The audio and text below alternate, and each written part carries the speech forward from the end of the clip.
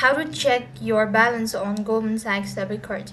Hi everyone, welcome back to another episode. In this video, I'll be showing you the ways to check your balance on Goldman Sachs debit card. So in order to check your balance at Goldman Sachs debit card, you just have to follow the steps.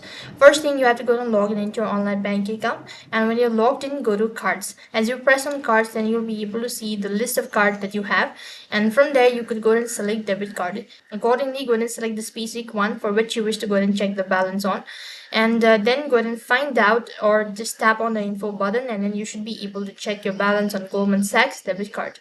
And likewise, if this procedure is not helpful, then you can contact the customer care and let them know about this, and they'll be asking you some sort of details or some of the verification process, and then you'll be able to know or check your balance on Goldman Sachs debit card.